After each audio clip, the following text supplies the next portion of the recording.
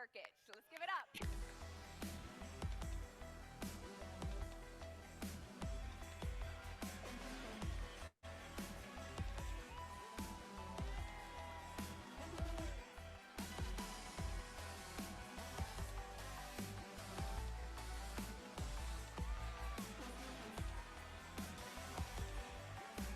Recording in progress.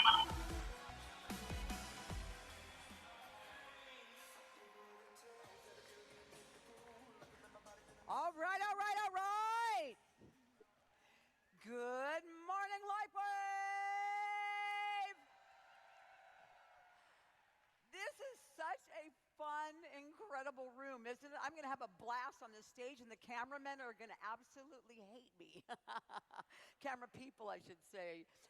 All right, so what do you think? Are you ready to have life-changing couple of days? Are you ready to keep that energy going? Are you ready to come out here lit and transformed? How many of you got sleep last night, or how many of you were too excited to sleep last night? Which is it? Which is it? It was such a great day yesterday. You know, it was first for LifeWave. We've never done the breakouts before. And do you realize that attending the breakouts, all in, over 4,000 of you came to the breakout. So thank you. A big shout out to all of our presenters and those of you that came to learn more about compliance, more about onboarding, more about obviously the new compensation enhanced plan that's coming out. And how about the first ever Hispanic breakout? As I understand, we had to ask some hush, hush, hush, because it was so exciting in there. The walls could not contain the sheer sound and energy that was coming from that. So it was just amazing, and just again, the first of many, many to come. And of course, the Doobie Brothers, so fun to get to hear. And I love how David actually chooses and selects every piece of entertainment when it comes to the bands, and always puts a piece of himself in there, because it's so important to him to share the experience with all of you. And so absolutely love that happening. But the most important, it's funny because, you know, as we look at these events year after year, we absolutely do these surveys to find out how can we improve, how can we do better. But the number one takeaway that every year is the same year after year, it is the networking opportunities. It is the time that you have to learn from each other, even just maybe down standing in line waiting to get your matcha tea latte first thing in the morning. Or maybe it's because you're just standing in another line or in an elevator, but learning from each other. And that is what we do. We are in the network people business. And so those success tips that you gather to take home are the most important. We have invested a lot of time and effort into this to deliver to you. You have invested a lot to be here, and our intention is not to give a presentation. It is to absolutely engage you in an experience that can leave you illuminated and lit. And so and lit, yeah. My son is probably groaning right now, going, "Oh, Mom, you got to talk like me." But in any case, there are 5 pillars of our events that we plan. And we want to make sure, as they're up there on the board, think about these things right now as you're sitting in your seat and you're starting to take notes and get kind of focused here. This is definitely to inspire, but it is also to educate and to celebrate. It is a time for community, of us coming together, and of course for purpose. And so a movement that we have here at LifeWave is all about belief. And these are the pillars of events that move us forward, because it is that belief, it is that movement that will help you with your actions to actually experience the successes in ways that you cannot imagine. And when you come out of conference, a lot of times we have, how many of you have left a conference and been so excited, just so high and big on life, and you're just feeling like you have just discovered the secrets of the universe? Does anybody know what that feels like? Does anybody know that feels like? And you are so inspired, you're walking on clouds, and you get home and it's bubbling over, and you literally feel illuminated. And then you tell your friends, and they're going, "Okay, well, what did you learn? What did you take away?" And then you have this moment, the Monday mystery moment. It's like, well, I'm not really sure. And then you go and you look in your notes on your phone and you try to figure it out. You say, okay, well, what was it? And then you have these blurry, terrible pictures of people's shoes next to you on the floor. You don't even know how that one got in your phone. And then you took these, what were inspiring moments on stage, but you really can't remember what the person was talking about. And then that's not helpful. And then, of course, you just have these weird little notes that you took in your phone with words like, yes, yes, and the fountain of youth. No, I didn't say that. But in any case, you're going to have all these things that you wrote down, and none of it makes any sense. So what we want to do is say inspiration is great, but it is a lot like helium. Okay, it will lift you up and have you floating out of the room, but it seeps out, it leaches out over time. So what's the most important thing that when we come out of this to talk about is, instead of the balloon, let's go back to our 5 pillars. Let's look at inspiration, and let's look at all of the things that it starts with, but say, where does it go from here? Because to empower you to be the light, that's what this conference is about. Our theme is about for you to be that light from last year and then share the light with others. And so to do that, it is about empowerment, and it is about you choosing how you are not going to be just a participant, but you are going to go ahead and adjust your mindset so that you are ready to embrace every talk, everything that happens on this stage, everything that happens on your side conversations. Embrace them and ask yourself, what beam of light will illuminate you on your journey, and own it, because it is crucial. Inspiration is crucial. It is the spark. It is the spark that starts everything, and it ignites that belief, and it is contagious. I mean, we talk about the law of attraction, everything that brings people to you. You have to be light, because people, they will shy away from you if it doesn't start with you. And then we move to the education, of course. Why is it so crucial? The education that you're going to be taking part in, starting with the breakouts and then going all through the next 2 days, the education is absolutely critical, because, again, you have to what? Know the way. You have to go the way, and you have to show the way for others to follow, because they need that confidence that they're going to get from you, because this is how you duplicate. When you own your own inner light, and you understand how to fuel it, because this is when you'll understand that clarity that will help you duplicate your business. So I hope that you'll be really going into this with a clear mindset as you approach the next couple days that you've invested in, and we will be celebrating, and we will be recognizing communicate, because we know that this creates momentum.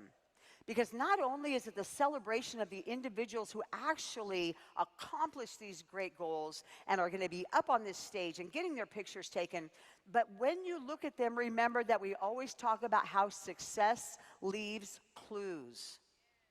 Success leaves clues. And so when you're looking at recognition, again, what are we doing? Just obviously we want to celebrate people who are investing, but we want to say that celebration is all about showing, oh, okay, so then that's what I do if I want to be successful. And so the community piece of it about these events is so important, because here in this room right now, joining us virtually, there are over 10,000 points of light converging. 10,000 points of light converging. A collective LifeWave light that is being illuminated right now around the world. And what does the law of nature say? When light enters a room, when light enters a path, when light enters a person, what flees? Darkness. Darkness flees. It is a law of nature. And this is why it is so important that we shine and then starts to spread that light and spread that light. Because when we come together in these points, we're even brighter. And who is the brightest light at LifeWave? Who is the brightest light at LifeWave? So, in the moments that follow, let's honor this time together. It is an envisioned vision by our founder and CEO, David Schmidt, an assimilation to assimilate the inspiration and the education and the celebration and the community and the purpose in this room, who is shining a light for billions of lives to follow now and into the future. You may have heard it said that people say necessity is the mother of invention, but actually what I found is that divine inspiration is the actual key that unlocks the impossible. Sometimes I find it really hard to believe that this year I was issued my 200th patent, an accomplishment that makes me feel just so incredibly blessed. It's a testament that through the power of prayer, recognizing God as Lord and Creator, the power of persistence, and yeah, a lot of hard work. Patents on these and other inventions will ensure that LifeWave will only be growing bigger, stronger, and more influential for decades to come. As we continue to innovate and serve the needs of our customers, together we will be unstoppable. So, let's share the light and let's be the light. Please welcome to the stage inventor, philanthropist, founder, and chairman of LifeWave, David Schmidt.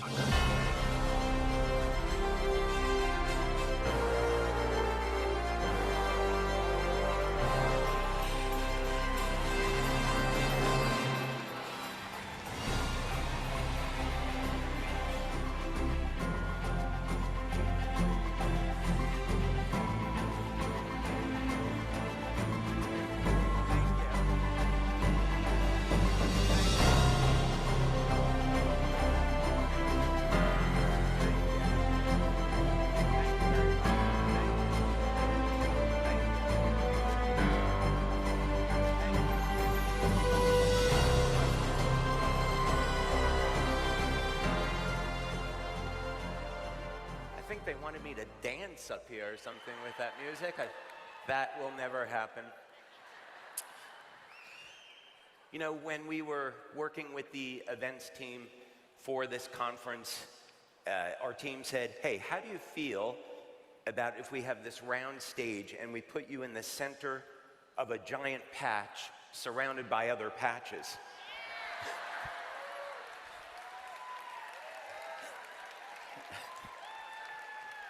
So I said, yeah, okay, sure, sounds good. But right now, oh, by the way, did you all have a great time last night with the Doobie Brothers? Awesome. Okay, well, no question you're all awake. What we're going to do now is we have a tremendous amount of information that we are going to cover today on anti-aging, age reversal, and exploring the limits of human lifespan. So let's go ahead and get into that now. So we want to know, what are the limits of human lifespan? There's a lot of ways to look at this, and there are many differing opinions in the scientific community. We're going to start at what might at first seem to be a little bit of an unusual place when we're talking about the subject of stopping aging and age reversal, and that is it possible to regrow a lost limb? As you're going to see, the two of these phenomena are intimately connected. They're actually different expressions of the same thing. So we're going to look at some work from Tufts University on the subject of the biodome. And what's so interesting about this is that this is, if you take a frog that does not have the ability to regrow a lost limb and you sever it, and then you're taking 5 biochemicals that act as signaling molecules, and you place this over the amputation site just for 24 to 48 hours. Within a period of anywhere from 9 to 18 months, after that initial signal, the limb will completely regrow or nearly regrow. So, what's important about this is that it just required the initial impulse of information, and then it required having the fuel to drive the regenerative process, the energy, the amino acids, the protein synthesis.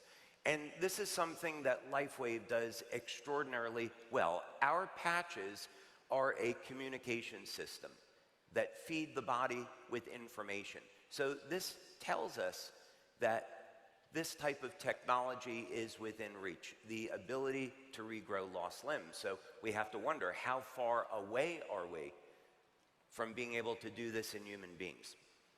So let's examine this a little bit further. Biodome was placed at the injury site for 24 hours after an 18-month process. So this is information transfer.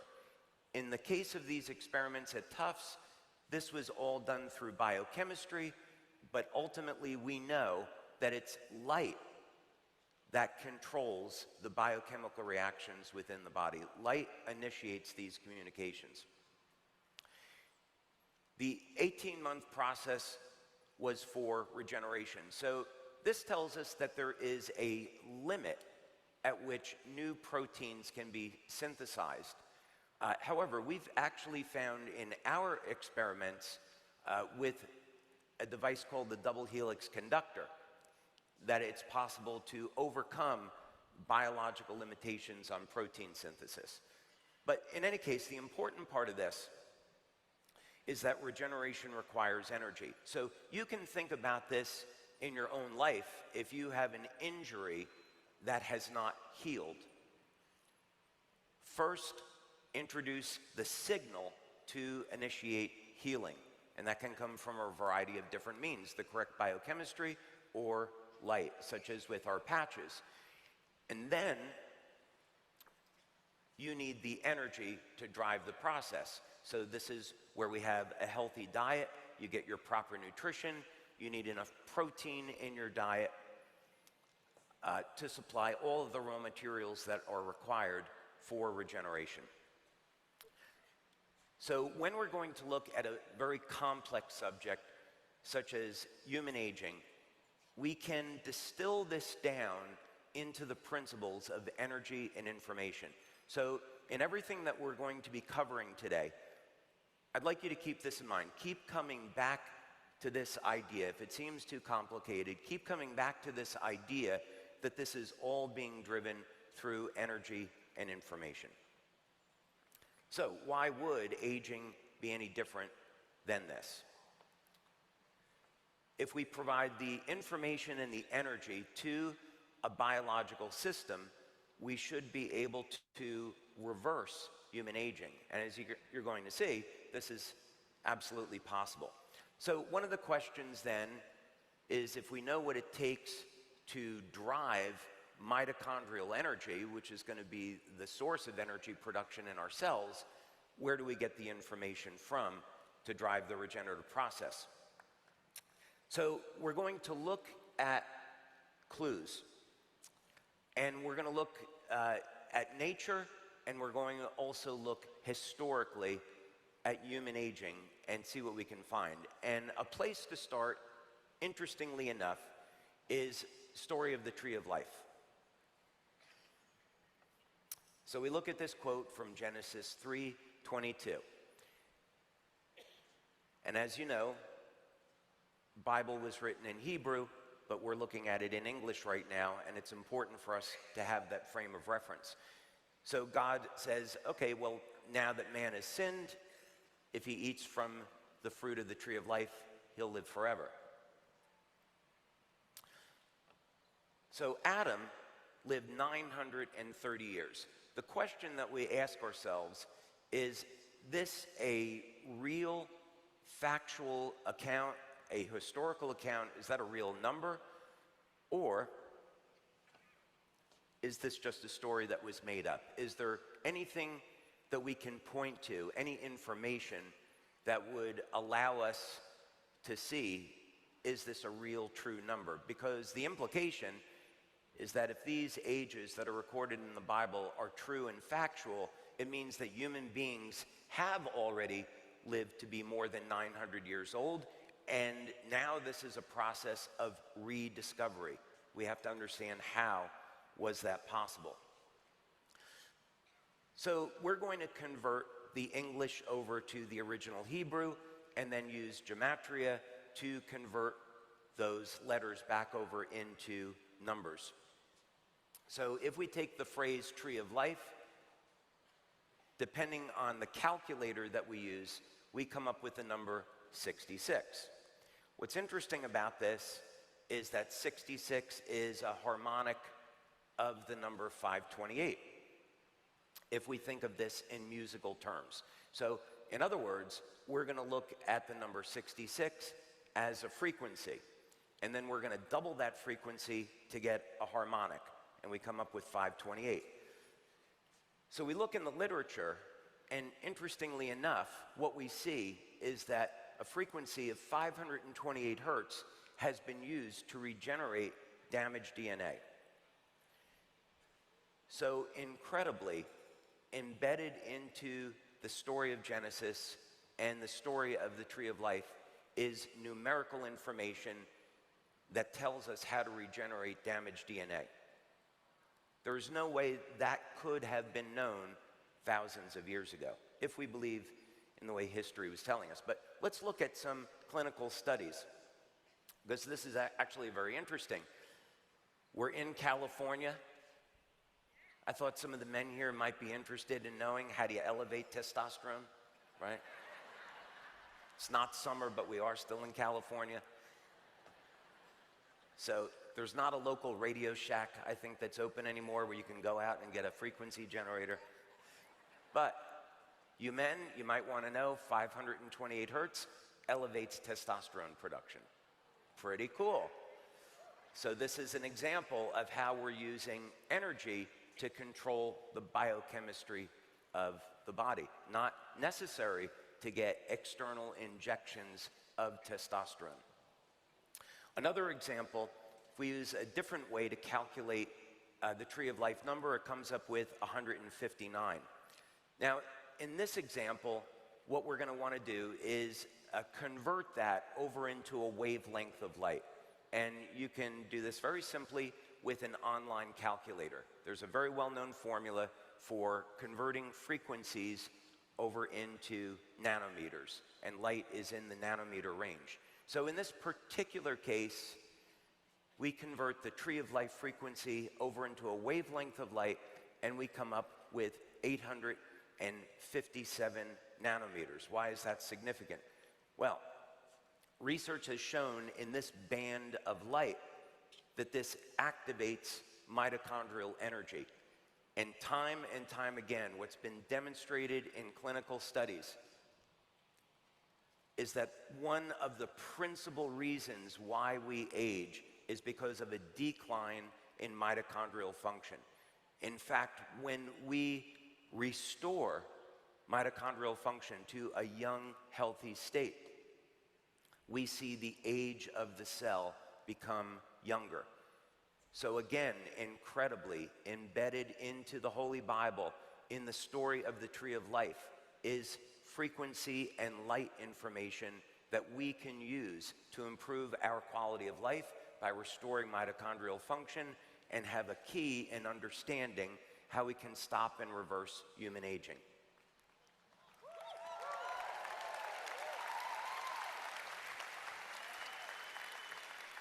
So, what can we take from all of this? All living systems depend on energy to survive. You stop energy production in a cell, and the cell dies, so this is known. All living systems depend on information. We're constantly collecting information in our environment, and we're responding to it. So our cells are constantly responding and adapting with this very complex communication system of information using light. Experiments demonstrated that it is possible to regenerate a lost limb in a species that doesn't have this capability simply by providing energy and information.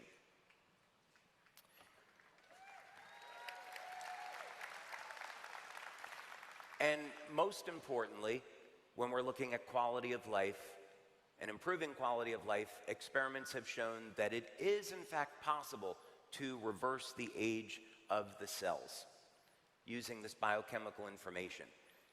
And we see evidence that the information presented in the Holy Bible is in fact true. So this is exciting. So it means that the potential exists that human beings have already lived to be over 900 years old, and now we just have to rediscover how that could be possible. So next up, let's take a look at what the current limits of human lifespan are and what we can do about that. So let's go to the video.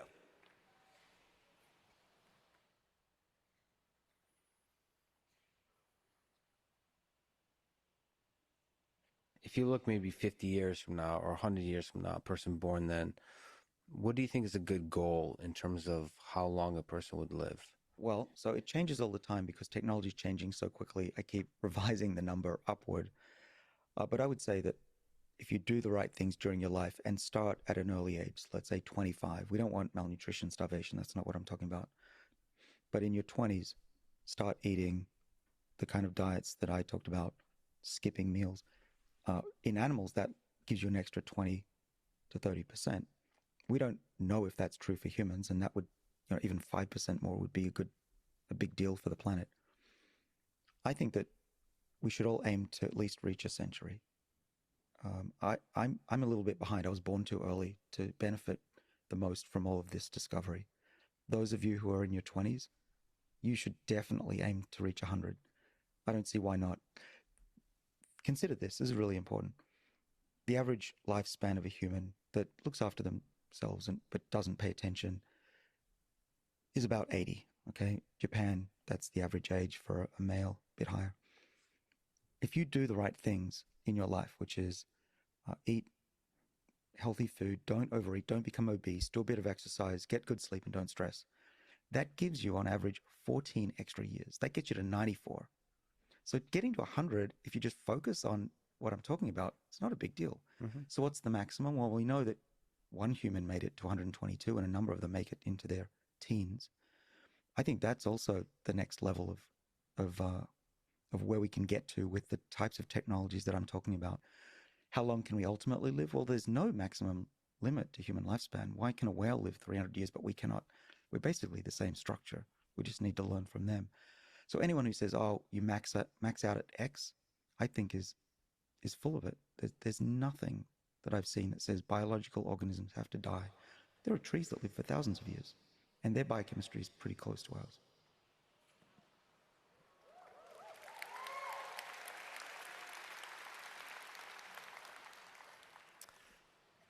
Okay.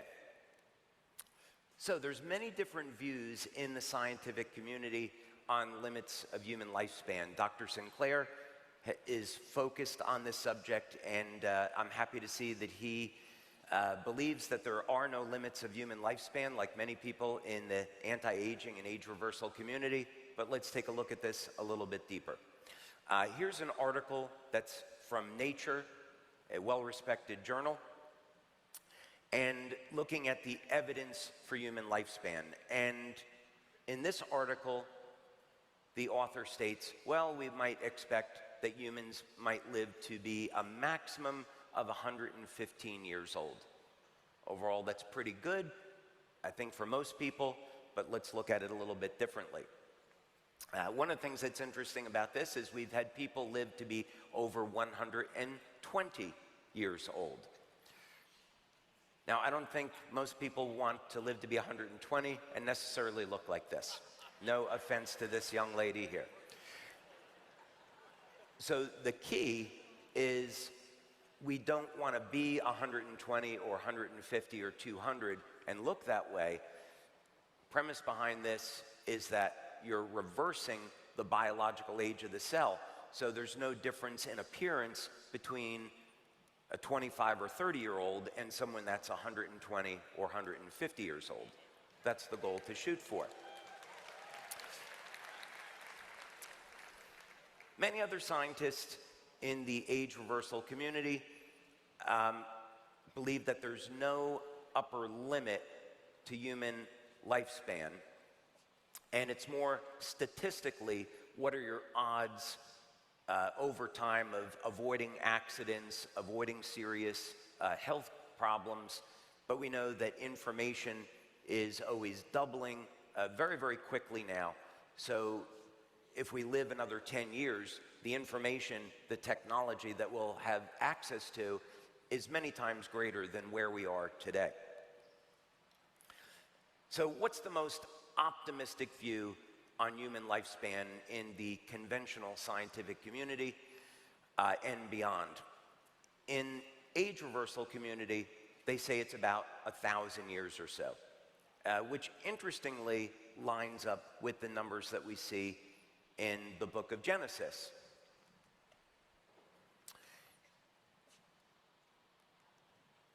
So what does science tell us about what we can expect in our lifetime now?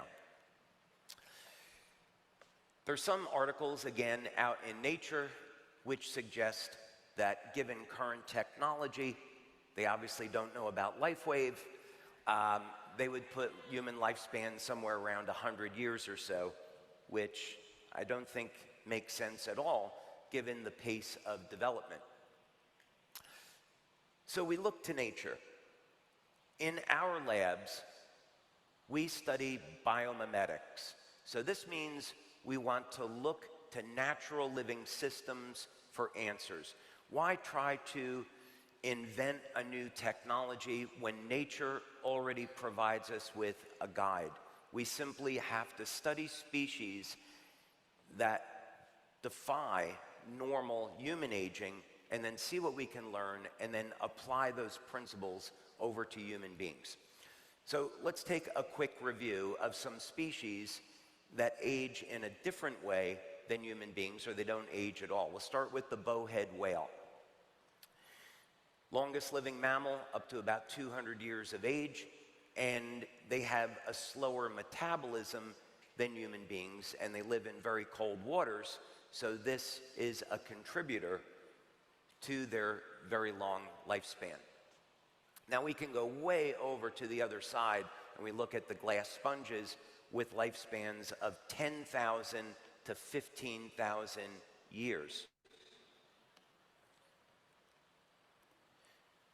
King's holly in Tasmania, 43,600 years. There's a single colony of Mediterranean seagrass, over 100,000 years old.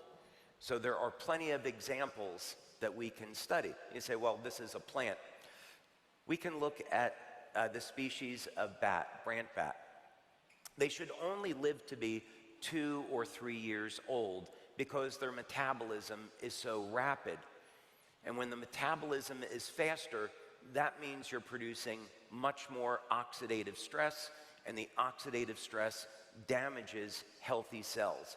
But interestingly, we can study the bat, and what we find is that they've developed a mechanism. They've been created with these remarkable biochemical systems that adapt to their stress so they can fly.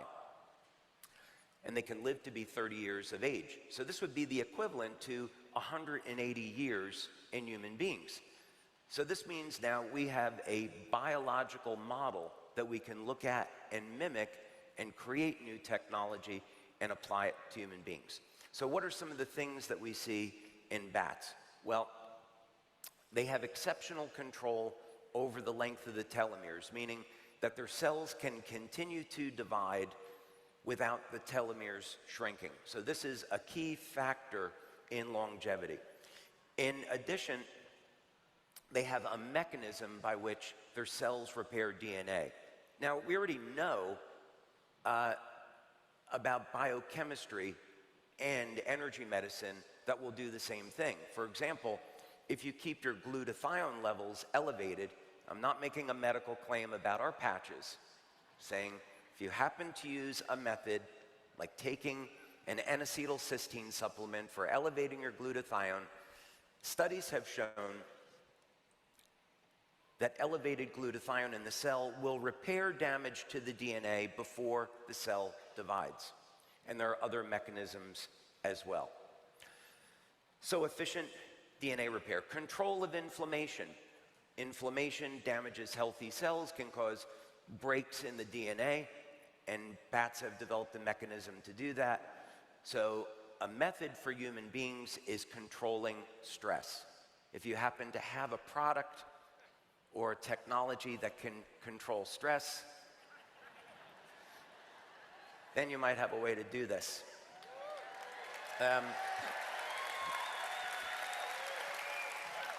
I'm just saying. And then also, if we understand what is driving cancer, the standard definition, of course, is that a cancer-causing substance gets into the cell, mutates the stem cell, and then this replicates into a cancer cell. So again, bats have developed mechanisms for dealing with this. But what about human beings? Keep this moving along. Now, let's again go back to the Bible for a moment, and we want to look to see, is there any evidence for these fantastic ages that are in the Bible? And I would encourage you to do this yourself, and you can use any various AI program to make this easy. ChatGPT, Grok 4, whichever one you care to, but make it very easy. So first, you can get a list of all the names that are mentioned in the book of Genesis, along with their corresponding ages, and then this is the list that you'll get. And you'll notice, of course, immediately a trend to where the age starts at 930 with Adam, and then goes down to 205. Now we'll plot this on a graph, and you see right away that we have an outlier there in the data, with Enoch at 365 years old. Now what does the Bible tell us about Enoch? It tells us that he never died, that God took him. So we remove Enoch from the data, and now we smooth out this curve because it's an outlier. So the next outlier that we want to look at is Noah. And the reason is because that's the point at which ages in the Bible start to decline. And we know that's when the flood occurred. So Noah and then his son Shem. Noah was 600 years old when he entered the ark before the flood. Shem was 98 years old. So Noah lived to be a total of 950, Shem 600. That's very interesting. So we might say, were the conditions that people lived in on the earth different before the flood than after a flood that attribute to this change in lifespan? We might be able to form any number of different theories or hypotheses about this, but it's worth reflecting and thinking about.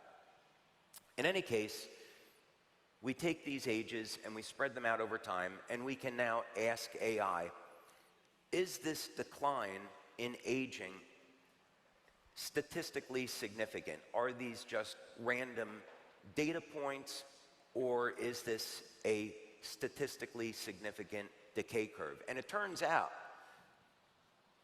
that these aren't random numbers at all, that this is a biological decay curve, meaning that we can rely on these ages in the Bible as being true and factual. So we know people lived to be over 900 years old before the flood. Now we just have to figure out why. So the short version of this is that there's evidence that the ages in the book of Genesis are true and factual.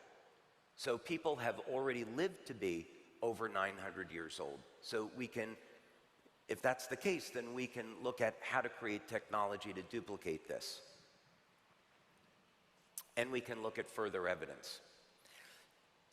So let's go back now and see what's in the current scientific literature. Is there any evidence that humans can be regenerated to a more youthful state?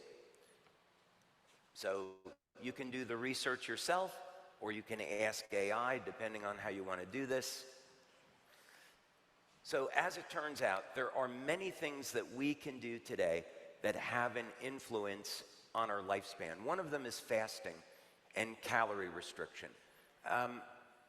This is going to do two things.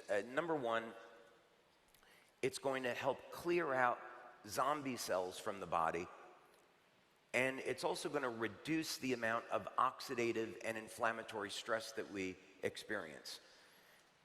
So calorie restriction and fasting are known to be methods that we can use to increase our health span and our lifespan. Exercise. Exercise is perhaps one of the most reliable ways of improving longevity.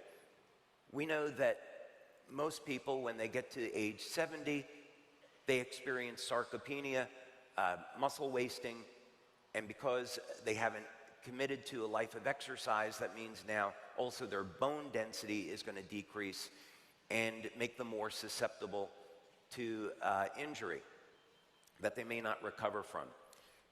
In addition, studies have shown that we can use very specific methods of cardiovascular training, which I'm going to teach you during the course of the next 2 days.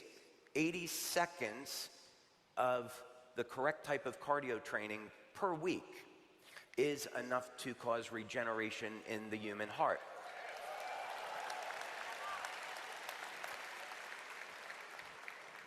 And if there's anyone here that can't exercise for 80 seconds a week, I invite you to leave now.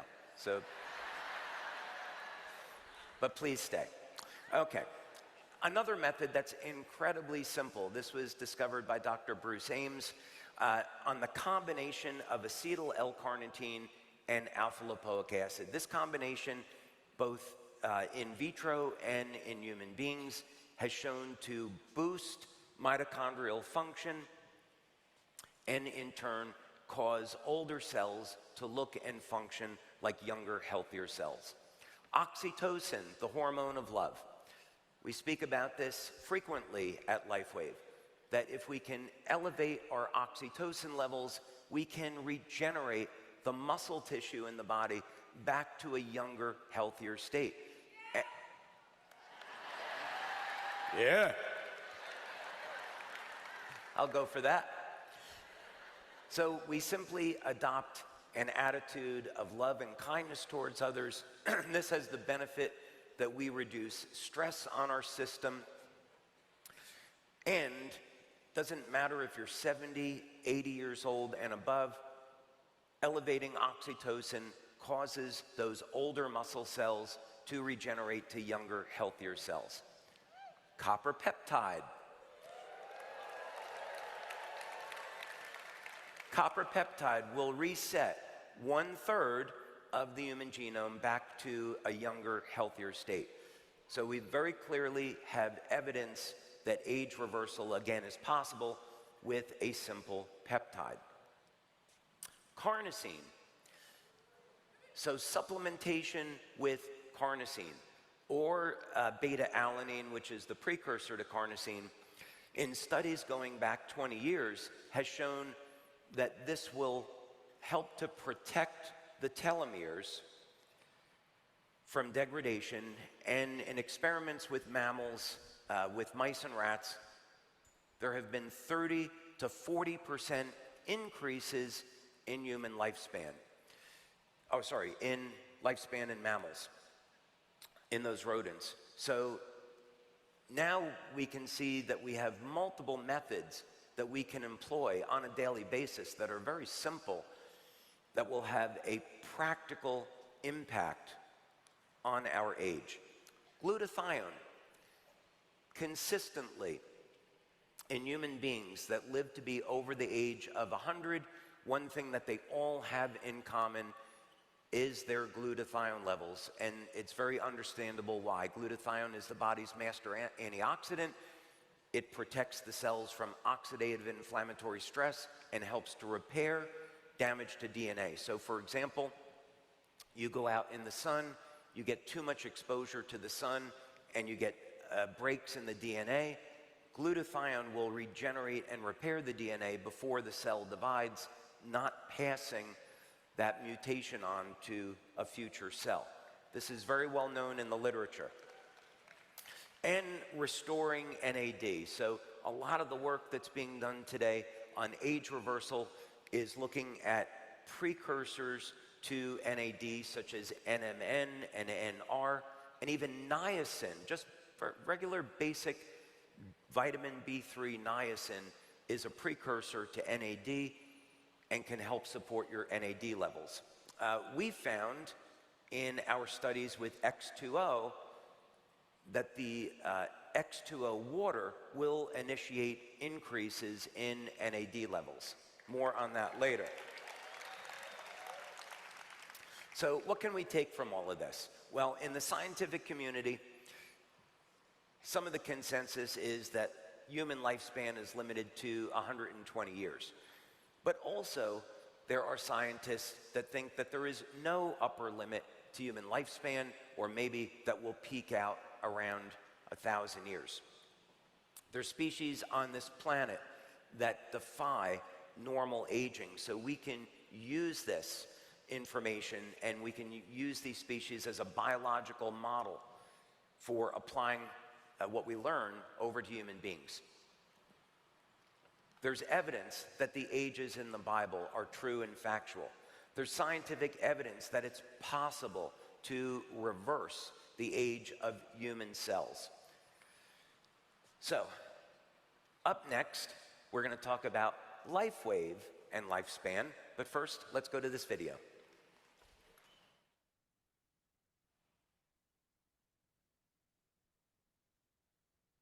I simply define aging as the lifelong accumulation of damage in the body that is generated as side effects of the normal metabolic processes that keep us alive from one day to the next. The analogy with a car or an aeroplane or any other man-made machine is absolutely valid. They do damage to themselves in the course of their normal operation, and they're only set up to tolerate a certain amount of that damage. But, as you say, by sufficiently comprehensive preventative maintenance, we can keep a car going as long as we like, irrespective of how long it was designed to last. People cling to this completely fallacious idea that there is some kind of biologically meaningful difference between the diseases of aging on one side and aging itself on the other side. There is no such thing. Everything that predominantly goes wrong with people late in life and not early in life is part of aging, whether we call it a disease or not. How does this play out? Like, what should people be ready for? It's a very, very important question. And I believe that actually the next few years, the next 3 to 5 years, are going to be the critical ones, because that's the period during which this already increasing, burgeoning understanding of the imminence of these technologies is going to really take off and become general. Most people will realize that these therapies are probably coming soon, probably in time for them. And that's the point when they're going to make changes to their lives as a result of expecting to live a lot longer than they previously expected to live. We have to really urgently develop new products that will be ready to roll out when this change in people's expectations of how long they're going to live starts to happen. Because when it does start to happen, it's going to spread like wildfire.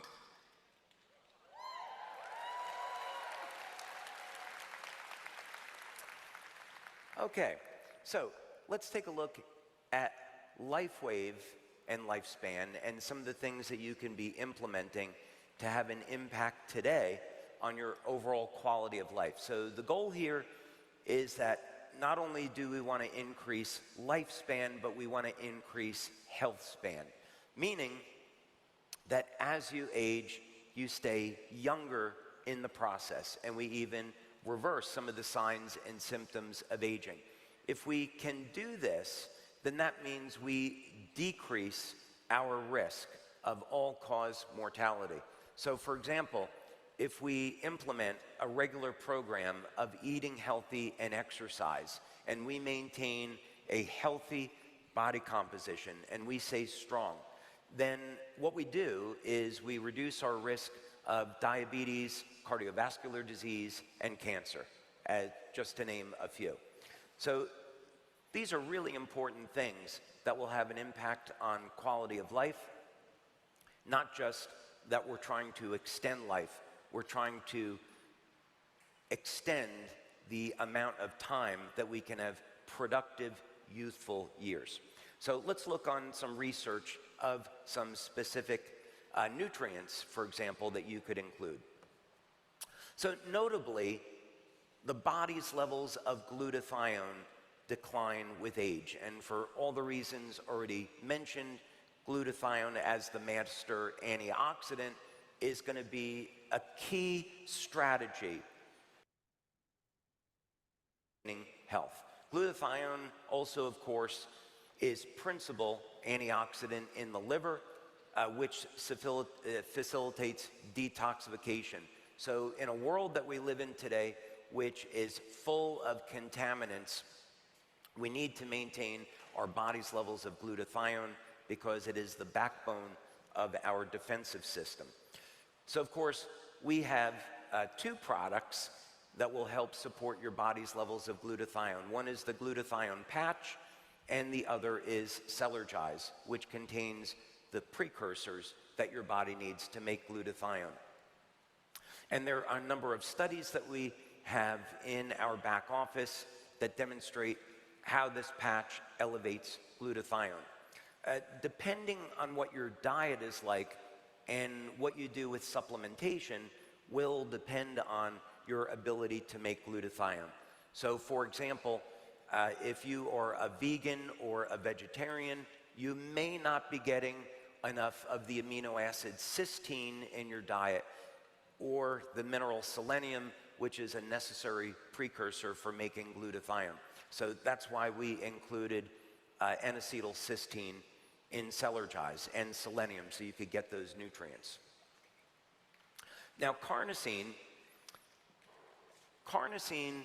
is a nutrient that everyone should be taking or elevating because it has enormous health benefits. First, as we've already discussed, carnosine protects the telomeres, and this is going to protect our ability to make new cells. So we consider this. When we get into our mid-70s, our cells reach what's called the Hayflick limit. The number of times the cells can divide are defined by this limit. And in humans, it's about 70 to 75. So at that point, we're no longer making younger, healthier cells. The telomeres, since they're regulating cell division, if we can simply use methods to lengthen the telomeres or prevent them from decaying, which happens in all species that don't age, then we can continue to make younger, healthier cells way beyond the limit of 75. In addition, carnosine is stored in the brain and in the muscle tissue. So our research with carnosine demonstrates that in addition to improving cognition, also improves strength and stamina. So when we consider all-cause mortality in individuals above the ages of 50, 60, 70, one of the key things that we see is that this is closely linked to strength and stamina, meaning if you're exercising, if you're using nutrients like carnosine to maintain strength, your risk of dying from anything declines. Now,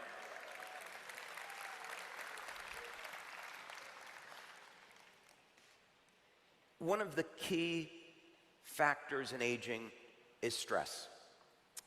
So if we live a life where we work long hours, we're not taking methods to manage stress, we have stress in our personal life, we have stress at work, we're not taking time to exercise, meditate, pray, then this will ultimately cause a health crisis in our life.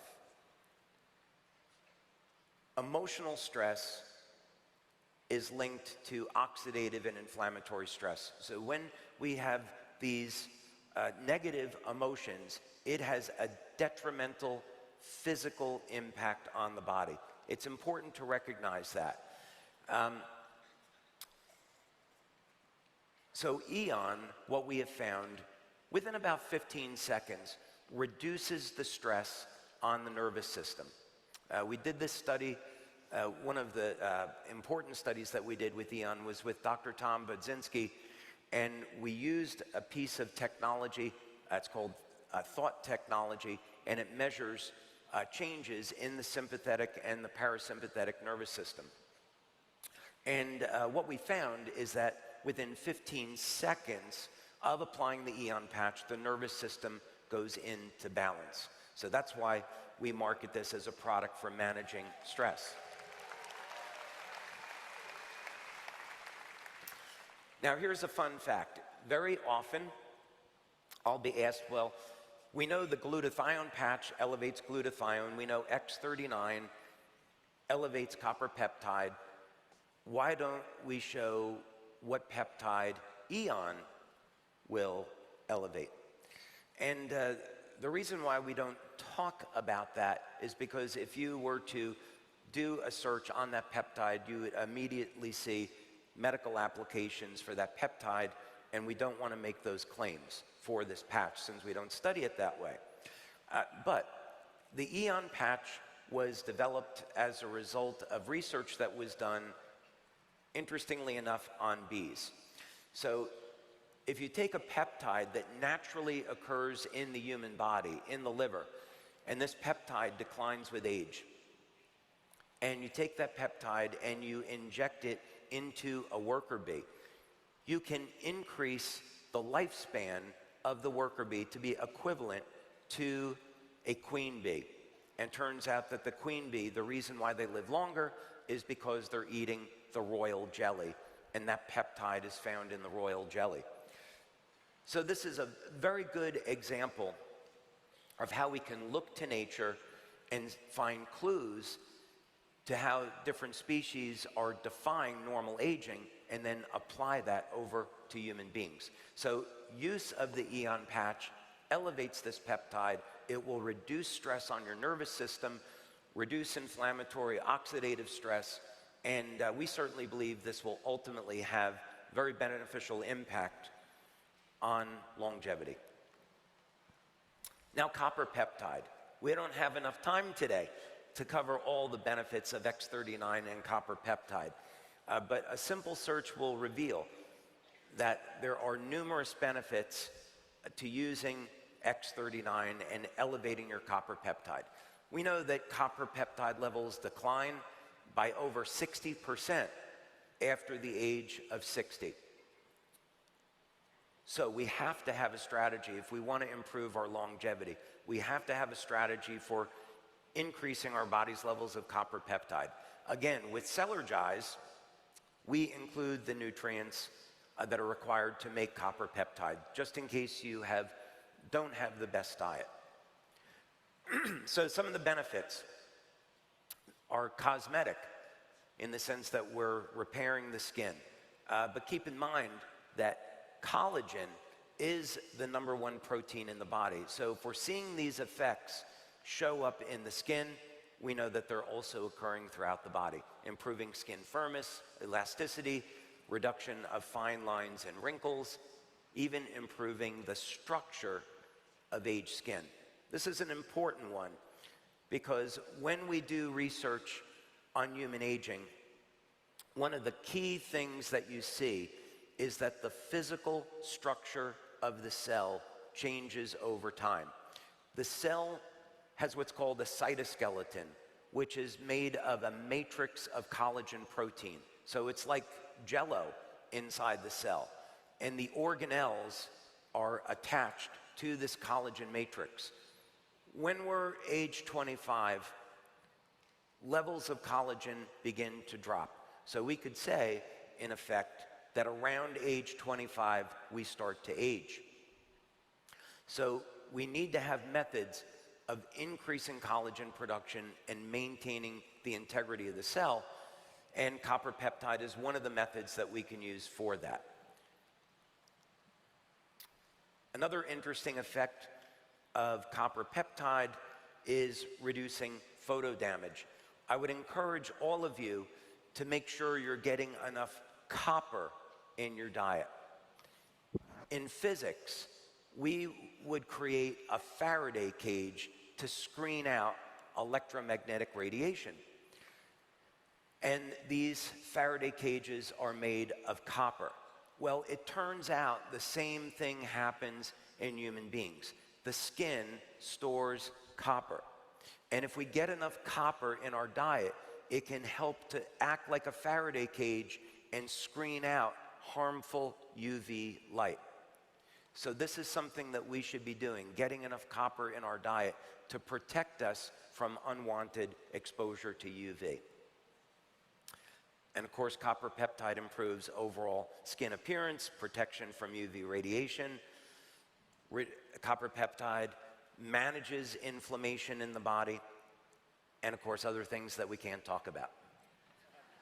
And you're not talking about either on these conference calls, right? All right. And of course, the big one relative to our conversation today is that copper peptide, which was discovered by Laurent Picard. I hope he wins a Nobel Prize for his discovery, 50 years doing research in this area. And he found that copper peptide resets 1/3 of the human genome back to a more youthful state. So this is really key. There's a phenomena called parabiosis. And this was discovered more than 150 years ago. And essentially it was found that if you take the blood from a young animal, like a rat, and you put that into an older rat, that the older rat starts to become younger. And the same effect occurs in human beings. And one of the principal factors that's driving that process is copper peptide. So again, we can look to nature. And we've done numerous studies on X39 now.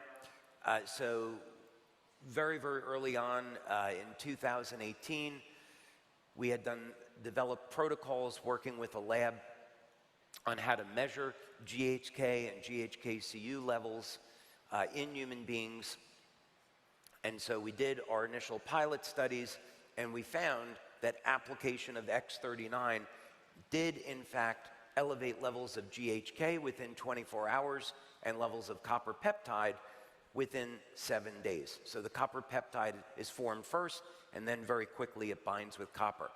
And by the way, both GHK and GHK-Cu are biologically active, meaning there's beneficial effects from both of those peptides. So this is why when people start to use X39, they find within the first day that they're already sleeping better, they have improved energy and other effects. So, and then I click past that other slide a little bit too quickly, but of course you can get this in your back office. That was an initial pilot study, but then we did a double-blind placebo-controlled study, and we found the same thing, that X39 is indeed elevating copper peptide. Okay, oh, and there it is back up over there. Thank you, kind person, in audio video. So these studies are available in your back office. We don't need to go through them now, but this is just to say that we're doing the research studies on our products in this field of anti-aging and age reversal. So first, you can have the confidence in knowing that this is a science-based company. We support our products with proper research, but also we're on the cutting edge of looking at what is possible in stopping and reversing human aging. And there's a lot more to the story, but we're going to watch this video and then come back.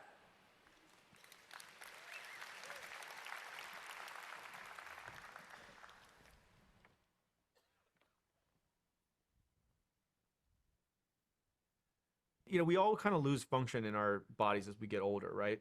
Like the big things that, if you look at the biggest killers, it's like heart disease, cancer, diabetes. So a lot of medicine is targeting how do you treat that disease.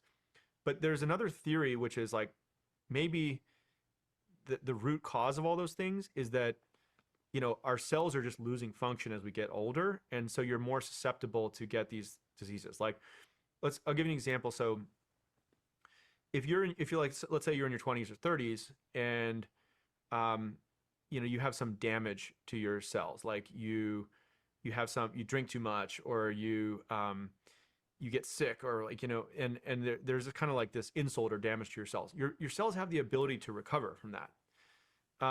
When you get older, your cells don't really have the ability to respond as well to these kinds of threats, or like, it could be viruses, or eating or drinking too much, or not getting enough sleep or whatever. They start to lose their function. And so instead of treating like the effects of these diseases, why don't we just try to restore the function your cells had when you were younger? Because like, who wouldn't want to feel like you had the metabolism or immune system or whatever, or the muscle system of like a younger person, right? Mm-hmm. That would just be more years of healthy life, to get stuff done. So anyway, I think we're on the cusp of potentially being able to make a breakthrough in this area. And it's high risk, but I think this is exactly what people should be doing. Like, if you have some success in business, like, try to push the frontier, right? Do something that's really challenging. What we're trying to do is not change the type of the cell. We're trying to just change the functional age of the cell. Like, if it starts as a skin cell, stay as a skin cell, but just be like a younger version of yourself. And so we're searching the vast space of different sets of proteins. They're called transcription factors, which basically turn on and off different genes in the cell. There's like a massive number of combinations of these that are potential. We've developed a high throughput screening system that can test like millions of hypotheses, looking for novel sets of proteins you can put in these cells that change the state of it back to like a younger cell. And we know that. So you're injecting proteins, and yeah, it would be an injection of proteins into the body that the cells absorb? Yeah, and they're delivered via this thing called lipid nanoparticles. But yeah. It's basically a way to deliver proteins into these cells, and it causes them to turn on and off different genes. Wow. Yeah. How far out do you think you are? I mean, we're going to start clinical trials on our first program probably in the next year or two in humans. And that's where you have to go through FDA or different countries you can do it in. And then we have 2 or 3 other programs coming along. So I think within like 5 to 10 years, we'll hopefully have candidates ready for, potentially someone could actually go get it prescribed by their doctor in like, hopefully like less than 10 years. But, these are kinds of things that sometimes you need to try a lot of shots on goal to get something that works, mm-hmm. right? And it can start to get expensive the later you are down doing these human trials. Like it costs something like $2 billion and takes about 10 years to get a drug to market. And that's with a lot of failures along the way. So, we're putting a lot of capital to see if we can come up with a breakthrough here. Who wants to be part of that, right? Any way to make us look younger and feel younger, right? Well, thank you so much, David. We're going to be hearing from him in just a few minutes. But our next speaker is Dr. Gita Jensen, a hands-on scientist with more than 35 years of experience in biological sciences and natural products research. As research director at NIS Labs, she helps design research that's not only ethical and effective, but truly meaningful. While she couldn't be here with us in person today, she has recorded a special presentation just for this audience. Let's take a look. Hi, my name is Gita Jensen, and I'm the research director at NIS Labs. We have conducted clinical research on the LifeWave X39 patch, and I'm speaking to you today to present our results. My background is in immunology. I have a PhD from University of Aarhus in Denmark. I went on to work as a postdoc in cancer biology at University of Alberta in Canada. And I became an assistant professor at McGill University, studying systems biology involving both immune cells and stem cells. And I'm the founder and the research director at NIS Labs. I have worked with research on natural products for over 30 years. We use mainstream tools to ask questions about unusual methods for supporting health. My passion is to find truth in ancient traditional healing methods and to help talk about them in words that modern science can embrace. To do this, I founded our lab, NIS Labs. At NIS Labs, we study the mechanisms that allow our immune cells to travel around in our body to protect everything. Here's a drawing of some sleepy cells, both inside the blood vessel and in the tissue. There are some NK cells and some B cells, some T cells, and some macrophages. This sleepy picture can change pretty rapidly. X39 helps the immune system to be alert and happy. We want the cells moving to protect our entire body in the blood, the skin, the gut, and all parts of us. And we want the cells to communicate.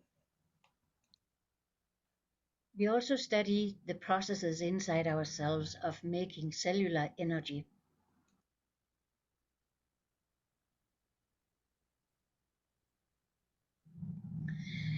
Our health is not a simple on-off switch.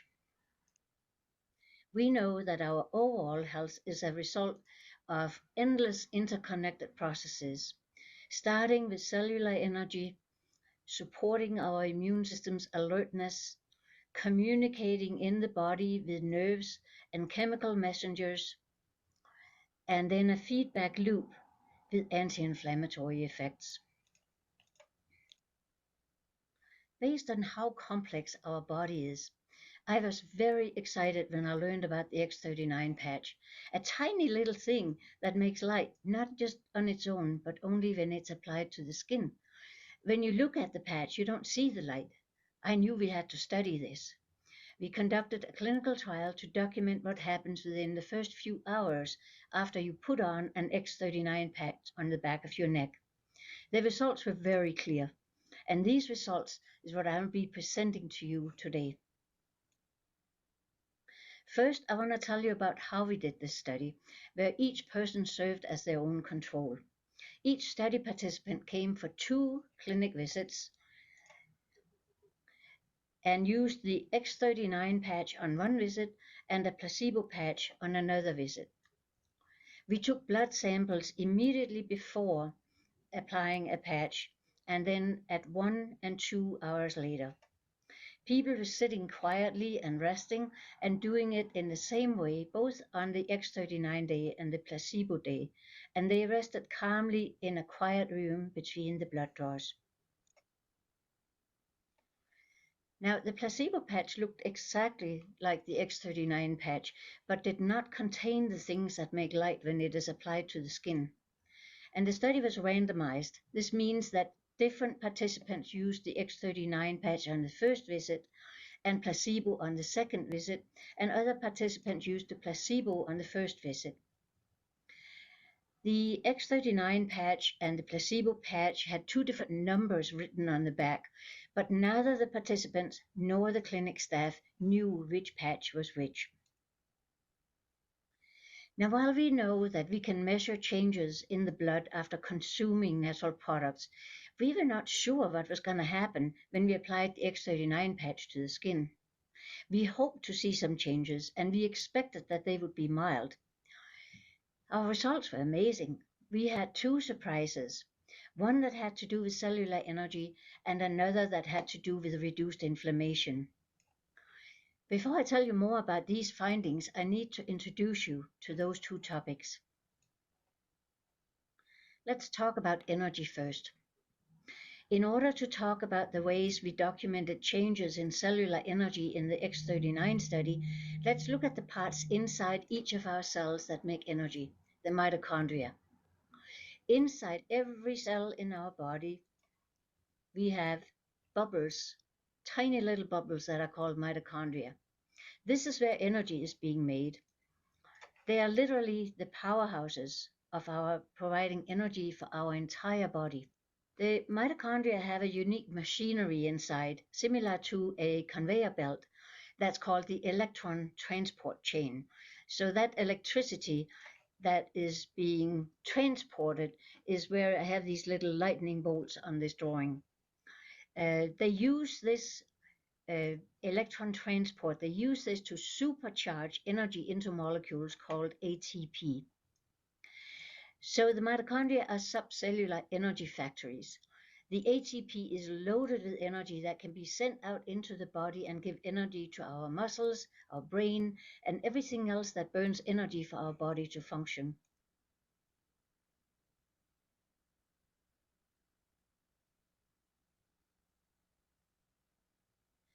So as part of the X39 study, on all clinic visits, we took the blood samples into the laboratory and we studied the mitochondria. And already after 1 hour of wearing an X39 patch, the mitochondria were larger than 1 hour after wearing a placebo patch. This process of getting larger mitochondria is called mitochondrial biogenesis, and we know it can happen within hours after consuming certain nutraceutical supplements. However, we had no idea that this type of change happens and can be measured in the blood 1 hour after putting on an X39 patch. And how it happens, we don't fully understand yet, since we don't fully understand the code for how our cells communicate with light inside the body. Now let's talk about inflammation. Inflammation is related to aging and accelerates aging, and the loss of cellular energy also accelerates aging. Also, in terms of regulating inflammation, the X39 patch worked quickly. The anti-inflammatory marker IL-1RA increased rapidly and was increased at 1 hour, and the pro-inflammatory cytokine IL-8 decreased. This change was rapid, creating a boost of cellular communication that helped regulate inflammation. This wave of cellular communication also involved reduced levels of C-reactive protein, another inflammatory blood marker. After that initial boost of anti-inflammatory activity at 1 hour, we observed that at 2 hours, the levels of C-reactive protein were reduced. So it seems that applying the X39 patch to the skin initiates measurable changes that spreads throughout our whole body. It's like adding a drop of water into a silent lake, and the drop starts ripples and the ripples expand outward. And it starts waves of orchestrated changes in the body involving rapid increase in energy and rapid regulation of inflammation. Now let's shift gears a little. There was a second part to this clinical trial. After the first part of the clinical trial was done, all the participants then used the X39 patch every day for 4 weeks. And this part of the clinical trial allowed us to see what happened with daily use over time. We studied the blood cells after 1 day and 1 week and 4 weeks. And this further helped solidify that applying an X39 patch has effects that we can quantify and that we can discuss scientifically. And the X39 patch works long term. Already after 1 day of using X39, the cells were able to maintain a higher energy production under stress. The small umbrellas here and here over each mitochondria show that they're protected from stress. The green circles show that the size of the mitochondria is protected under stress, and the purple lightning bolts illustrate that the electrical charge inside the mitochondria are protected under stress. The mitochondria can continue to make more energy and more ATP. We tested many other blood markers in all the blood samples in the X39 study, and we saw additional evidence of ongoing changes and adaptation when using the X39 patch. Examples include the anti-inflammatory marker IL-1RA that was increased at 1 week, and the pro-inflammatory markers IL-8 and TNF-alpha were decreased at 1 day and 4 weeks. So when the X39 patch is used daily, the body experiences daily waves of adjustment to cellular energy, cellular resilience, and reduced inflammation. Every time a new X39 patch is applied, a fresh wave of adaptation and boost of energy happens. Now, as I'm winding down my presentation, a reminder to all of us. For us to age gracefully in good health, we need to tend to our body like a garden. We need to clean up the dead leaves, tend to the flowers, keep the soil hydrated and nutrient rich. The use of the X39 patch generated results showing orchestrated waves of events, starting with mitochondrial biogenesis and continuing with increased mitochondrial membrane potential, anti-inflammatory markers, reduced pro-inflammatory biomarkers, and an increase in energy. I thank you for the opportunity to share with you our scientific results from the clinical trial on wearing the X39 patch. And congratulations to David Smith and the LifeWave team for your contributions to natural and gentle support of health and wellness. Thank you.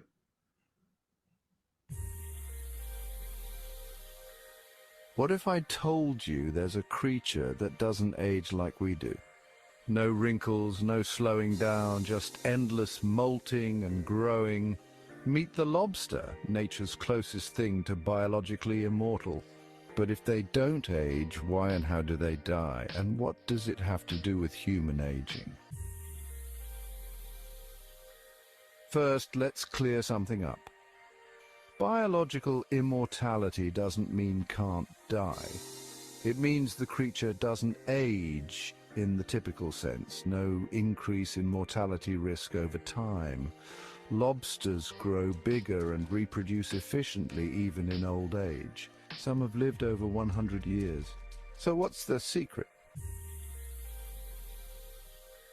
Inside our cells, DNA strands are packed into chromosomes. At the ends of those chromosomes are telomeres, protective caps like the plastic tips on shoelaces.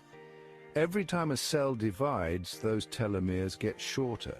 Eventually, they become too short and the cell stops dividing or dies. That's called cellular senescence, and it's a big part of aging.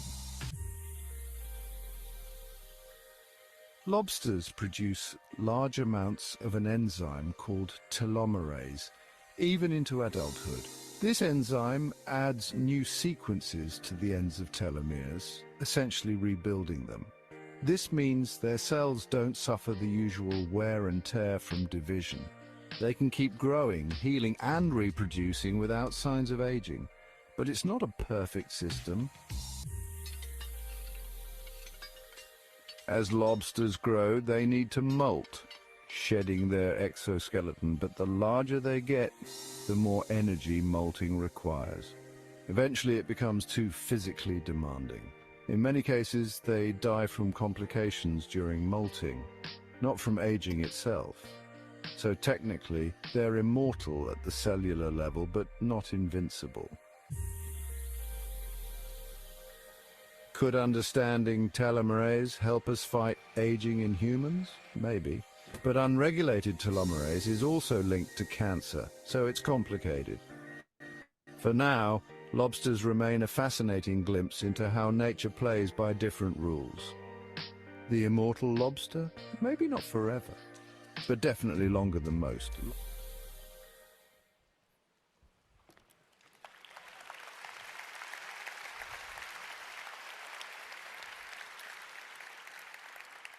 How about that Dr. Gita Jensen, huh? She has become a very valuable partner for us in performing clinical studies. She really wanted to be here today, but had a complication in travel plans, but maybe we'll have her here next year to talk about some additional research that we're doing on other patches with her. She's a fantastic researcher. We're blessed to be working with her.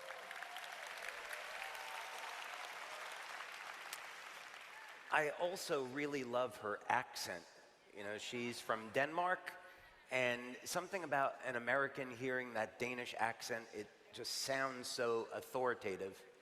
I often wonder if I should adopt an accent to sound more authoritative, but so far what I'm going with seems to have worked, so I'll stay with it.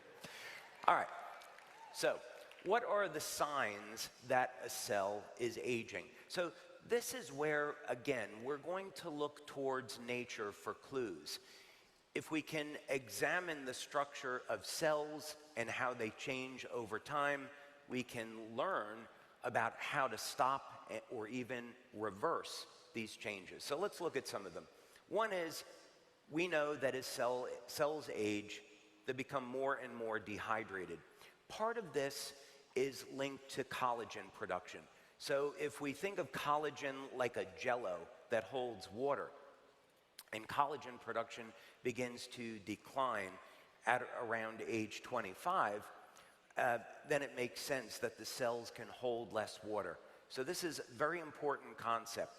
We want to be able to improve hydration if we're going to change the way that people age. As the cells age, they begin to shrink, and there is what's called a membrane potential. So the electrolytes of the cell hold a charge around the cell membrane. And as we age and the collagen matrix begins to decline, that electrical charge decreases. And one thing you won't normally see in textbooks is that the charge around the cell is intimately linked to the replication of our DNA. The DNA, and that's because this has more to do with biophysics than biochemistry. The DNA is a helical coil. It's an inductor in electrical terms. So as the membrane potential decreases, the amount of energy that the cell has to pass along to a future cell decreases. So this is an important part of how we can define aging, meaning that if we can restore proper hydration, increase the size of the cell, increase the electrical potential of the membrane, we can stop and reverse human aging. That's part of the process. This is also linked to mitochondrial function. So the amount of energy that we have for making new proteins, for repairing damage, is all linked back to the mitochondria. And we know that most people experience mitochondrial dysfunction around age 50 or so. So we want to adapt strategies to keep the mitochondria improving, lots of energy, and that's going to help dramatically with our quality of life. Already covered the importance of telomeres. So when we study lobsters, species of ants that don't age or age like human beings, one of the key things that you see over and over again is that their telomeres do not shrink. So we have to have a strategy to address that. Decrease in collagen production. We've already covered that one. Decrease in protein synthesis. So as people get to be 50, 60, 70, they get injured, their ability to heal drops off dramatically, and that's because the ability to make new proteins has declined, and that protein synthesis is again linked to mitochondrial function. So we want to be able to make new proteins so that we can heal. We have to address that. We have to control our detoxification pathways, and there are some simple ways of doing that. But if our body is allowed to accumulate what are called zombie cells, these are cells that don't function but haven't been removed from the body, they will induce oxidative and inflammatory stress on healthy cells and are key in the aging process. So we have to have a strategy for addressing that. Oxidative and inflammatory stress causes breaks in the DNA, damage to healthy tissue. We have to manage that. And then finally, change in genetic expression. So one of the key biological models in human aging is this idea that we begin to lose our library of information of who we are as we age over time. The good news is that what's been discovered is that the information of who we are when we're younger is still there, but that information has gone dormant. So we need to find ways to reactivate that information so the cells can indeed become younger. So let's tackle these one at a time. First, dehydration. What can we do about this? Well, surface tension plays a crucial role in hydration, meaning if you can consume water that through the change in structure or the precise mineral content and the surface tension of the water is lower, it will be able to drive into the cell. And fortunately, this is one of the many benefits of X2O. It is a highly coherent water structure. We're going to see a video of this in the next presentation. But because the water structure of X2O is so coherent, the surface tension drops, and now hydration increases within about 15 seconds of consuming it. The membrane potential. Membrane potential, as it decreases, has all of these negative effects on how our metabolism functions. And one of the things that we found in the very early days of LifeWave was that application of the energy patches not only improved mitochondrial function, but they also increased the volume of the cell. We did that study with Dr. Gaetan Chevalier, where we found the cells actually increased in size, increasing the membrane potential. And that happens within about 20 minutes of the application of the energy patches. So what can we do about mitochondrial function? Everything seems to be coming back to this. So we think of the mitochondria as the powerhouse of the cell. It's where our bodies are making energy. So if we can't make enough energy, nothing else happens. It's a little bit like if you only have $500 in your bank account, you're not going to have a good time at Disney, right? So we have to increase our reserve of cellular energy, and that's going to happen in the mitochondria. And a decline in mitochondrial function is always related to aging. So keep that in mind. If you only had a strategy for increasing mitochondrial function, you would be way ahead of the game. And fortunately, we have many products that address this problem and improve mitochondrial function. X39, Energy Enhancer, Celergize, X2O, amongst others. Okay, decrease in telomere length. This would be a medical claim, so I'm only going to say that studies on carnosine have shown that they protect the telomeres from damaging. However, Celergize, specific nutrients in Celergize, Cyanothox, and also beta-alanine will not only help contribute to maintaining the length of the telomeres, but beyond that. Collagen. So most people, especially since we're very close to Los Angeles, think of collagen as something that we're going to use to plump up the skin, and that's totally fine. But collagen is the principal protein in the body. About 60% of the protein is collagen, so it's that important to our overall health and function. So when we see that we're elevating collagen production and it has a beneficial outcome on our skin, since the skin is principally collagen protein, then that is also reflected on what's going on inside the body. So if you're simply taking collagen supplements, using one of our patches, even taking vitamin C will stimulate new production of collagen. This is going to show up not only in your skin, but inside the body as well. There's also, of course, many studies which show that X39 and copper peptide specifically will elevate collagen production. So you're getting that benefit. Decrease in protein synthesis.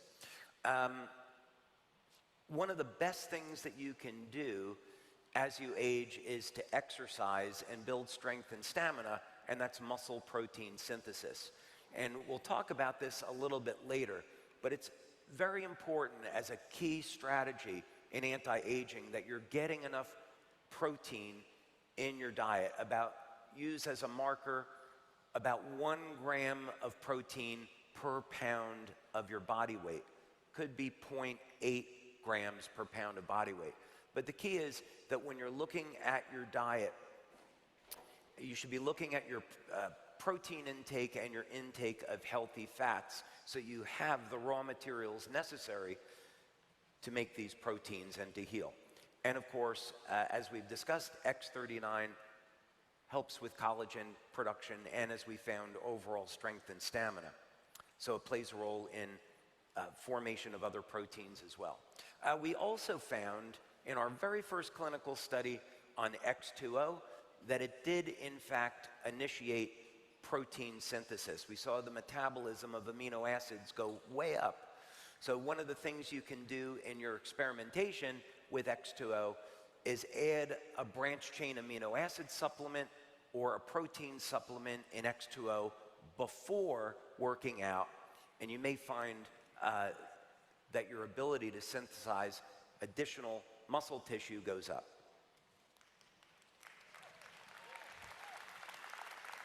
Sorry, no, I'm going very quickly. We have a lot of ground to cover.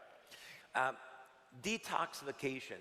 So this won't cost anything. If you practice intermittent fasting or regular fasting, it will help to remove these zombie cells from the body. So that's something that you can do that won't cost anything. Also, elevating glutathione. So whether or not that's with the glutathione patch, that's with Celergize, that's with your diet, on a daily basis, get proper hydration and detox, because we're constantly accumulating toxins in our body. Increase in oxidative stress. Well, Scienthox that we included in Celergize, very, very powerful as a means of managing oxidative and inflammatory stress, along with the combination of our patches. And again, we've already covered this, so I'm going to keep moving along a little bit. Now, one thing that we're doing some very interesting research on is extra virgin olive oil. And we've been doing these experiments where we try to embed specific wavelengths of light, which we're not going to talk about today, into olive oil for producing new effects. And we think that there's going to be some very interesting outcomes to this work. But olive oil, especially extra virgin olive oil, make sure it's pure, is something you should be including in your daily diet because of all of the benefits. But one of the many benefits is that it's so rich in monounsaturated fats that it provides an anti-inflammatory effect, amongst others. Another benefit, interestingly, well, let's talk about gene expression and get to this because I'm running a little bit behind. X39. One of the key areas of age reversal is how do we reset genes to a more youthful state. So the idea is that if your genes were expressing at the age of a 25-year-old, even if you were 70 or 80 years old, if you had enough energy to drive the process, then eventually all the cells in your body would become 25 or 30-year-old cells. So that's what's exciting about that. The information is there. We just have to access it. And this happens through a process called methylation. But what would be some of the key ways today that we could restore genes to a healthy state? Well, we know one of them is X39. Physical exercise. Exercise will reset about 70 to 80 genes to a more youthful state. It's not very many when you consider, we might want to be able to reset 15,000 to 20,000, 18,000 genes to a more youthful state. But that's one of the benefits of resistance training and exercise. Olive oil. Actually, another benefit of olive oil, it's more powerful than resveratrol at resetting 2 of the sirtuin genes to a more youthful state. So it's known that there are 8 human sirtuin genes. 2 of those are reset to a more youthful state by olive oil. So yet another benefit by taking that daily.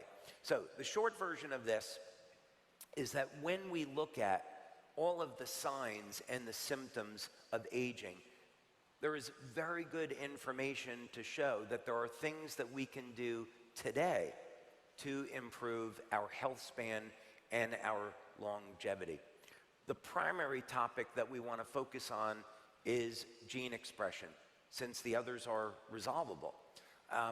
and how we can restore that information. The implications to this is that the problem of human aging is solvable.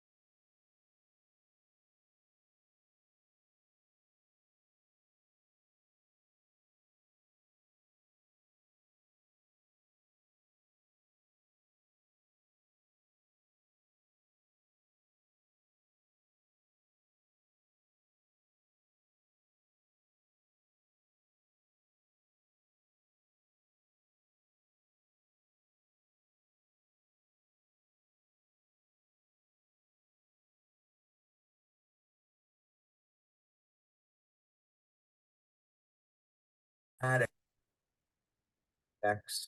in the heart and the cardiovascular system.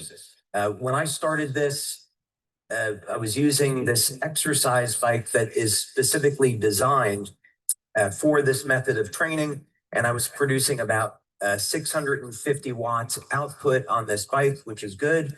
But then over a very short period of time, I went up to 786 watts of output power, which is equivalent to a competitive athlete. It's not bad for a 62-year-old, right?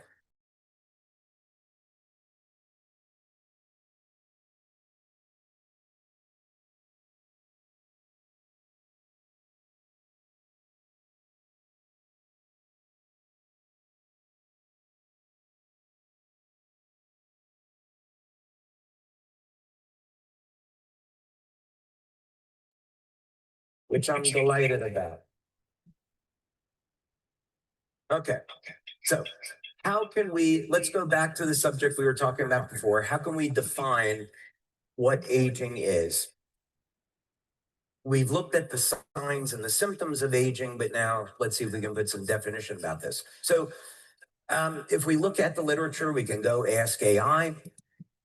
One of the theories or the models of aging is that we're programmed to die at a certain age. So this is called the biological clock model, and it simply means that genes change their expression. Certain genes that are on get flipped off, or genes that are flipped off get flipped on over time. Hormones regulate the pace of aging. We know that hormones will change over time in both men and women. The immune system is programmed to decline over a time. That's another theory that's out there. Cells wear out over time. Telomeres shorten. Telomere biology is probably one of the principal areas that researchers look in. So when we're speaking with scientists in the field of anti-aging or age reversal, many of them strictly focus on telomere biology.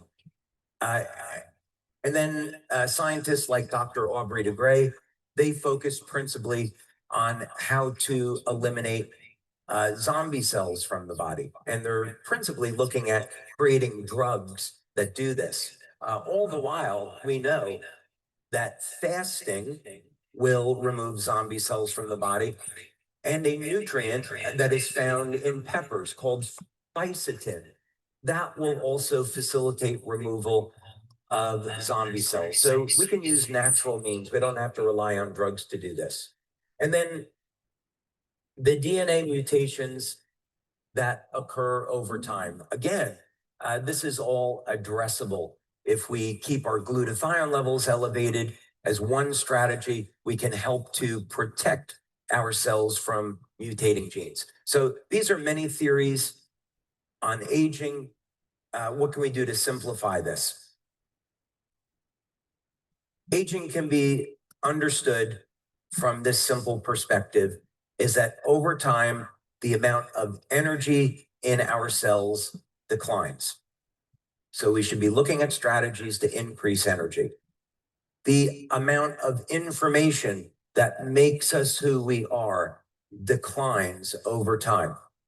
So this all has to do with, are you doing things on a daily basis to essentially tell your body that you're alive, you're young, and you're youthful? Are you having a clean, healthy diet that contributes to your overall health? Are you exercising to keep those genes expressing in a more youthful state? Are you hydrating the body? Are you using technology like LifeWave to improve the body of information in the cells? So this is important because if we take this complex subject and we distill it down into this simple principle, which is very easy to understand, now we can develop strategies, we can develop technology to turn older cells into younger, healthier cells. So let's look at a few of these things. And I often use this example because it's something that doesn't cost any money and it's good for the planet, meaning we should all live in a state of love and kindness. If we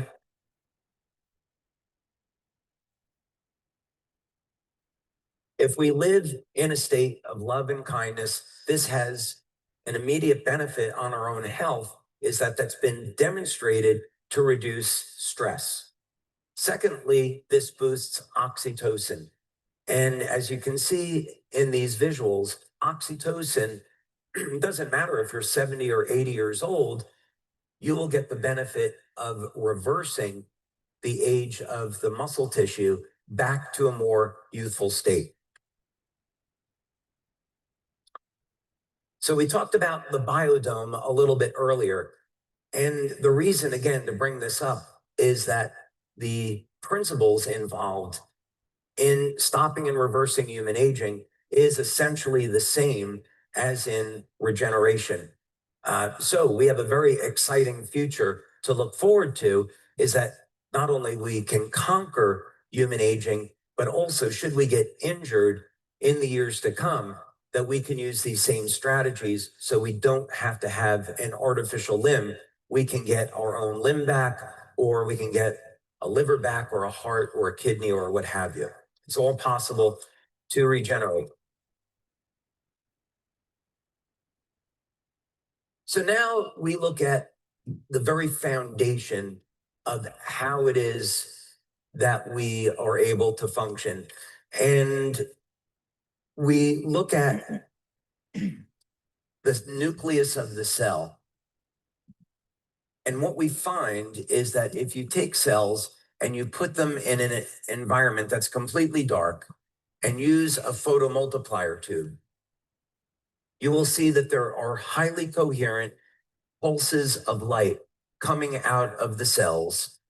And these are not random emission of light, but rather each wavelength of light is triggering a specific biochemical reaction.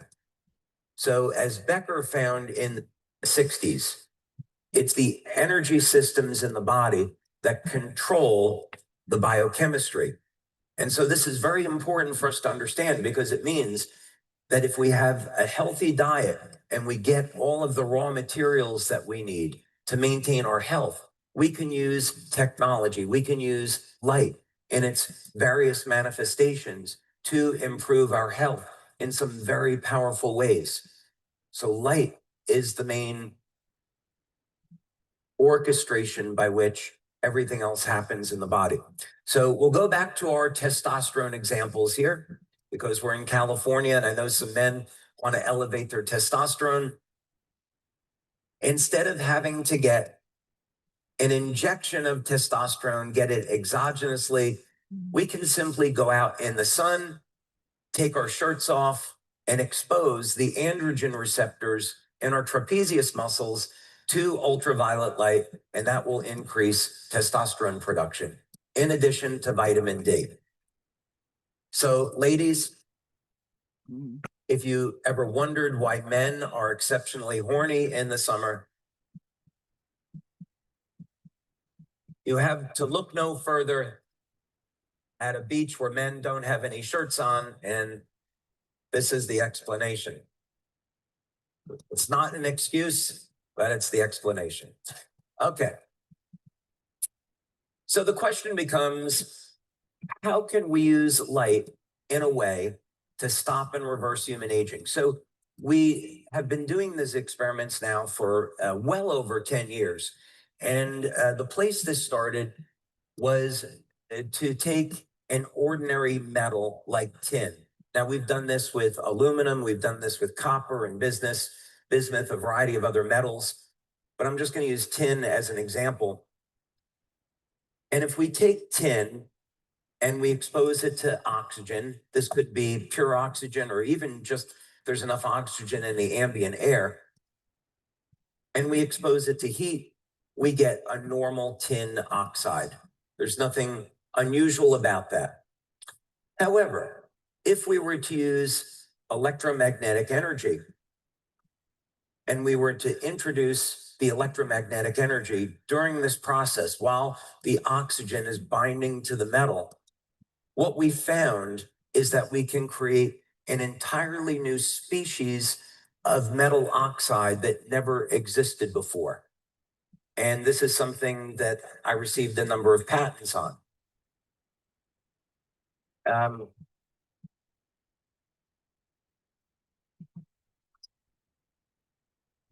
So this reminds me of Steve Jobs. You know, one thing I didn't like about Steve Jobs? This is kind of like from a Bill Burr joke, so I'm going to borrow it. But what I didn't like about Steve Jobs is he always went out on stage by himself and took credit for everything, right? Walked out there in a t-shirt, no socks, like it was no biggie, right? And he never gave credit to his engineers. Well, we have one of our engineers today who has been our chief engineer at our laboratory. I just want to recognize him for a moment, Mr. George Sanchez. Give him a nice round of applause.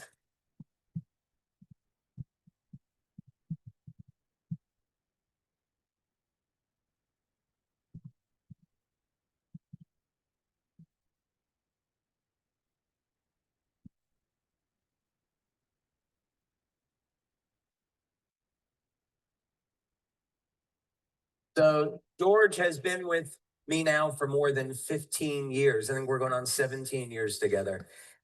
And I come up with all these crazy ideas. And George is the best computer programmer, CAD designer that you will ever find. So I come in and say, hey, George, you know, here is a scratch of an invention. He looks at it and says, yeah, I think I can design that. He'll design it in the computer. We print a model on a 3D printer. We take it to the machine shop that we have. And now all of a sudden we have a working invention. So this came as a result of a collaboration between Big George and I.